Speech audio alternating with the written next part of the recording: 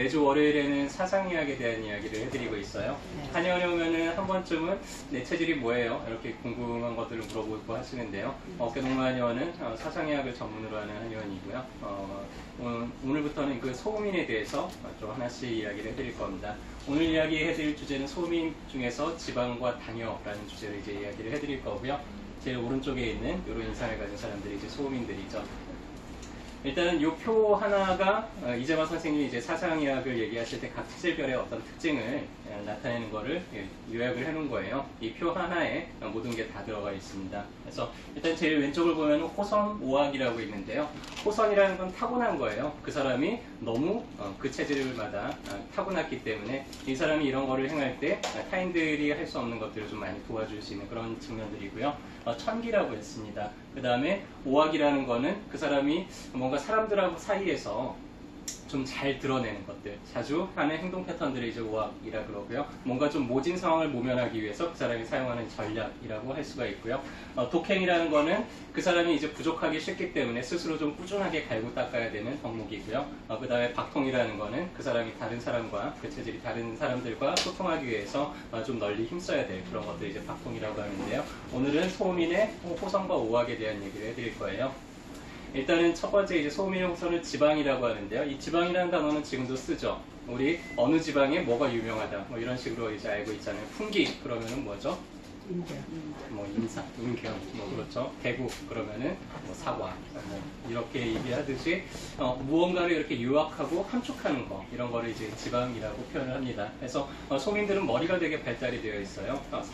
사고가 발달이 되어 있기 때문에 맞다, 틀리다, 옳다, 그르다 이런 것들을 자동적으로 판별을 하고요. 그리고 뭐 하나를 끝까지 몰두해서 파고드는 측면들이 있습니다. 그래서 뭐 하나가 이제 머릿속에 궁금한 게 있다 그러면 그거에 답이 찾아질 때까지 끊임없이 이제 탐구하고 연구하고 이런 게 이제 소민들이고요. 그런 것들이 이제 결합이 돼서 나타나는 특징을 이제 지방이라고 얘기를 하죠. 그래서 같고 다른 것들을 구별해서 궁극의 논리를 찾아낸다든지 아니면은 혼란스러운 상황을 명쾌하게 정리해서 핵심을 추려낸다든지 하는 것들이 소민이 가지고 있는 타고난 재주들이에요.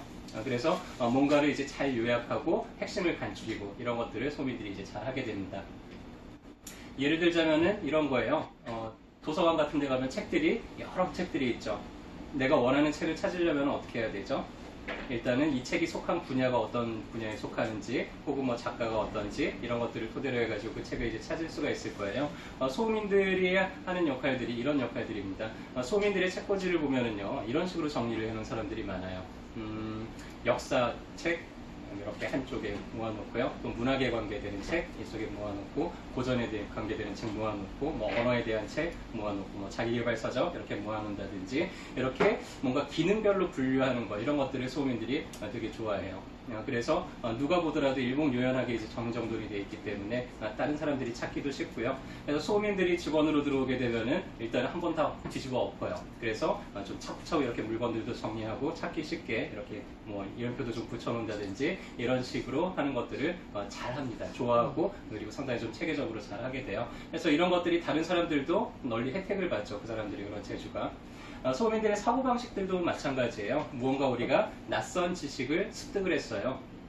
그러면은 내가 기존에 알고 있던 지식들의 사이에 어떤 것하고 좀 비슷한지 또 어떤 것과 어떤 차이가 있는지 이런 것들을 이제 구별을 해서 이 지식이 어디에 해당되는지 머릿속에도 마치 여러 폴더가 있는 사이에서 어느 쪽에 이제 비리를 잡아야 되는지 이런 식으로 이제 체계적으로 정리를 하게 됩니다. 그래서 소민들이요 공부를 되게 잘해요. 그래서 우리 시험 볼 때 시험 보는 게 다 뭐예요? 어느 게 맞는지 어느 게 틀린지 이런 거 구별하는 거잖아요. 그래서 소민들이 시험 공부 같은 거 하면은 되게 좀 잘 할 수밖에 없는 특징들이 이런 지방을 잘 하기 때문에 그렇습니다.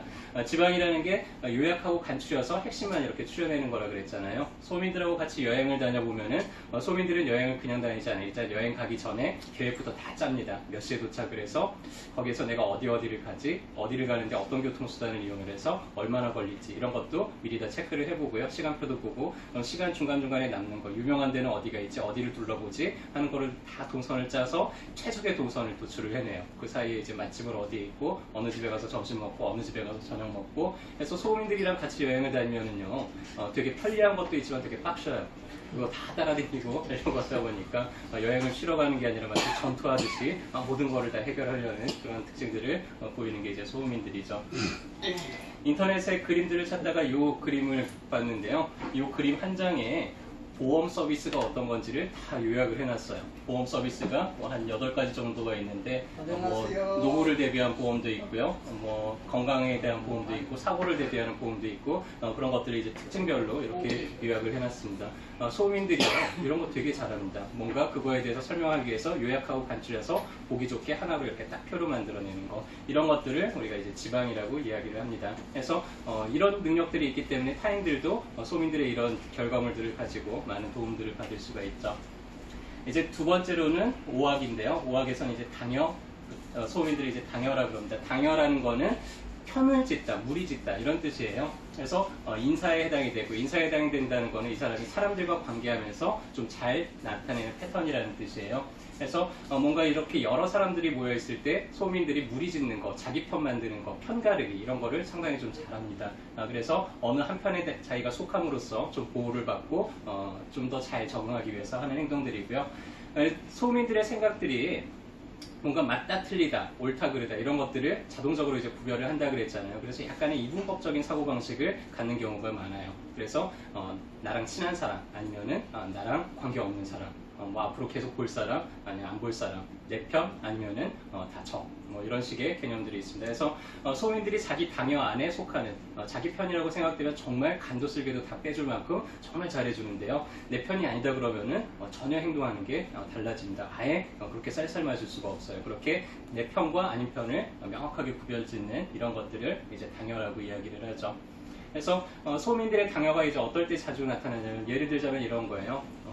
대학교 동창 모임을 갔어요. 대학교 동창 모임을 가지고는 한참 이제 여럿이 모여가지고는 어울리고 있는데 소민들이 좀 껴들려고 하니까 뭔가 좀 분위기도 어색하고 그래요. 그래서 갑자기 이제 고등학교 얘기를 꺼내기 시작합니다. 그랬더니 자기 고등학교 같은 고등학교 동문 출신들이 이렇게 나와요. 그래서 야 너도 거기 나왔어? 오, 야, 반갑다 그러면서 이제 인사를 하죠. 그러면서 자기 고등학교 사람들을 다 모아요. 그래서 야, 우리 다른 얘기 좀 하자 그러면서 이제 옆에 테이블로 옮겨가지고는 갑자기 A 고등학교를 나온 사람과 그렇지 않은 사람들끼리 뭔가 이렇게 편이 갈리는 듯한 그런 분위기를 만들어내게 되죠. 이런 것들이 이제 당연하고요.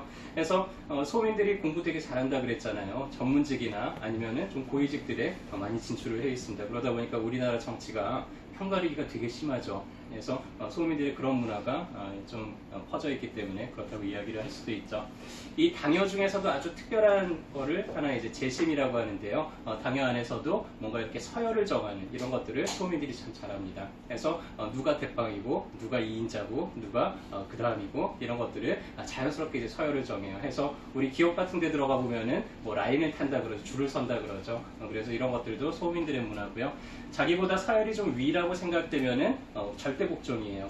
좀 불합리하다 그래도 그 사람이 그러니까 나는 절대 충성 이런 식의 행동 패턴들을 잘 보이게 되고요. 윗사람들한테 그래서 되게 깍듯한데 자기보다 아랫사람이다 그러면은 또 함부로 하는 그런 특징들도 보입니다. 그래서 소민들이 직장에 있으면은 누가 신입사원이 들어왔어요. 그래? 너 대학교는 어디 나왔어?